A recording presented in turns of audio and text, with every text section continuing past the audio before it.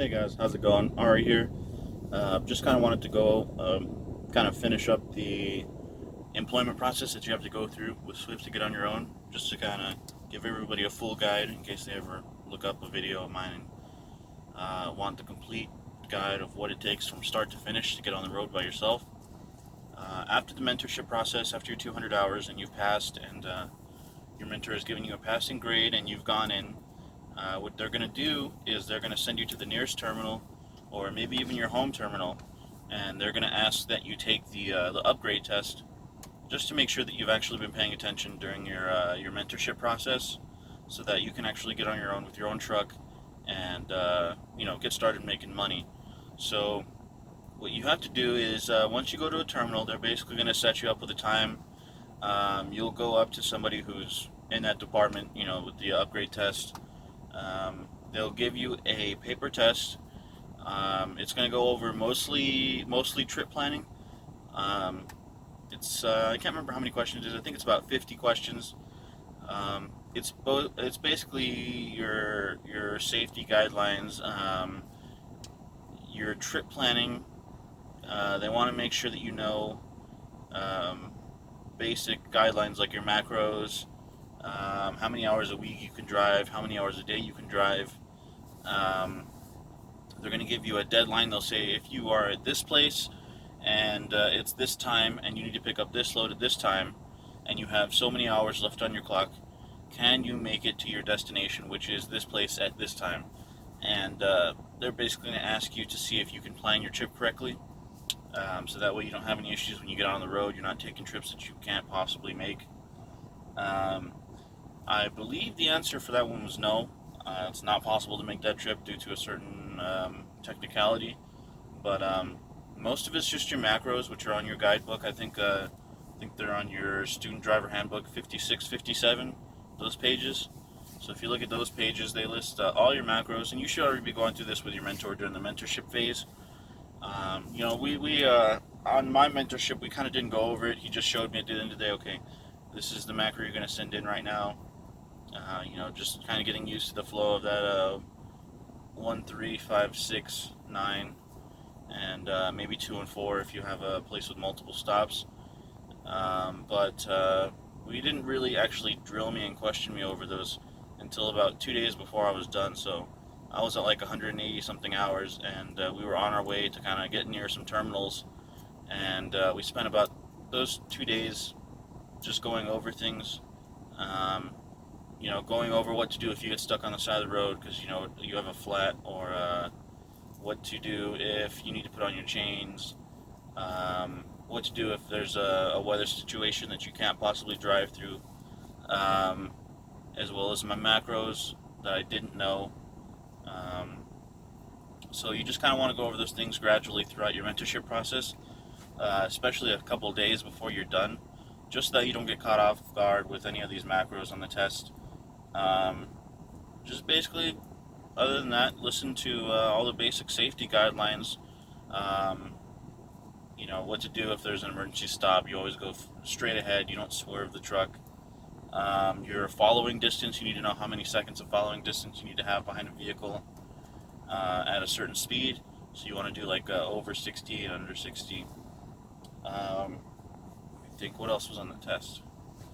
Trip planning, safety guidelines, following distance, how to set up your road flares. You want to know that too, just in case. Um, but it's a pretty easy test. I think I only missed that one question where it was, can you make this load with these hours? And then after they explained my mistake to me, I got it. It was a one-time thing. Um, yeah, after that, after you take the written test, they're going to set you up with somebody to take you for a drive. It's not going to be your mentor. And depending on where you're at, they might take it a little bit more seriously. And also, before you even turn in your written test, you have to bring your logs. So you definitely want to do your logs during the mentorship process. I don't know if I had talked about doing logs, but they're going to teach you during the mentorship process how to do paper logs. That way you understand how to do those if your Qualcomm goes down, if something happens with the electronic system. You're going to need to keep paper records that you can turn in later, so that you get those hours and you make sure you're in compliance with the laws. Because if you don't have any logs for that period of time, they don't know if you've been driving 12 hours, or if you've been taking 8-hour breaks instead of your 10-hour breaks. So they need to know that you need to have a record just to cover your own ass. I think so. You'll turn in your written logs. You need to make sure that you cross all your T's and dot all your I's. You need to make sure that you have for training purposes only written on them. You haven't made any mistakes. They all add up correctly to the amount of hours that you have. You've got all the information on there correct, because some terminals will take it a little bit more seriously than others. For me, I just forgot to write for training purposes only, which is kind of serious in some places, but there they were just like, all right, take the 5 minutes to write it on all these papers. So I wrote it on all the papers, turned them in again. They took it and gave me the written test. Now, once you pass that written test, you got to take that drive. It's basically going to be like a random truck, depending on where you're at. They're going to give you a truck that they have in the lot. They're going to give you somebody to go with you in the passenger seat, and you're just going to go for a little drive. Mine was about 15 minutes long. I've heard some others who have had a longer one, maybe like a 30-minute driving test, depending on who you get and what terminal they're at and how seriously they take it, and the amount of skill you show. So you'll get in a truck, you'll leave the Swift terminal, you'll go on the road. They usually have like a pre-assigned route that they're going to take you on. That's pretty safe. It's guaranteed that you're going to fit through all the underpasses. Traffic's not going to be crazy. You're going to have some highway time, some street time. You're going to be making right turns, left turns, signals. There's going to be some traffic signs that you're going to have to look at. So just be ready for that. Be ready for a all-around test of your skills.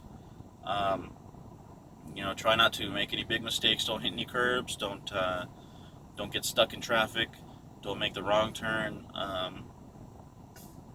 Stop behind all your stop signs and all your signals. Don't get in the crosswalk when you're stopping. Just basically don't make that person think that you might be a liability behind the wheel of the truck. Otherwise, they're not going to pass you.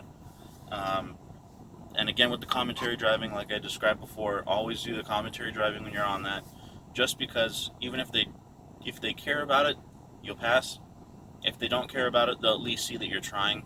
And so they're more likely to pass you if you make a mistake. If they see that you're paying attention and you happen to go over a crosswalk or something, and you say, "Oh, I'm sorry, I went over that crosswalk. I was trying to stop, but there was all these things happening. There's cars, the signs, and all that stuff, and I just went a little bit over the crosswalk." They're more likely to kind of be forgiving on that. So just show them that all around you're paying attention, you're being safe, you understand when you make a mistake. You are speaking clearly to them. Don't be afraid to ask them questions too. If they're giving you directions like go right at the next left, or not right at the next left, go right at the second stop sign or something like that. Be sure to ask them. Point at the stop sign and say, "Is that one? Do you mean that one right there?" And they're going to say yes, but that just means that you don't mess up. Because if you mess up, you're going to throw your whole test off. So don't be afraid to ask questions. If they give you a direction and you need clarification, just get it. That way you pass the test, you don't have any issues. Commentary driving, talk with them. Be safe. Make sure you're scanning your mirrors. You're doing all the stuff that you need to do to be safe with them. And let's see here. Don't hit any curbs. Don't get stuck. Don't get lost. And as long as you do that, you're basically going to pass. As long as you can show that you can drive on your own safely. You're thinking about your own safety. You're thinking about the safety of other people, and you know the proper protocols. You'll pretty much pass. They'll take you back to the terminal. They will have you park the truck just to make sure that you can back properly. They'll say, "Okay, put it back in the spot where we got it from," and you basically have whatever amount of parking space that you got out with to get back in. And as long as you do that, perfectly fine. You don't have any issues that'll make them think that you're an unsafe driver, you'll basically be good to go. They'll take you back to the terminal. They'll let everybody know that you passed. You'll get set up with a truck, hopefully that same day, and you'll be able to get started on preparing your truck and getting set for your first load. So just make sure that you come ready. Usually it's better to do it as early as possible. You want to try to be one of the first people in there to do that test. You'll get somebody who's kind of in a better mood. They're still kind of waking up. They're more forgiving on that stuff, is where they've had three students who have all done well, and then all of a sudden you're the one that messes up. It's going to look bad.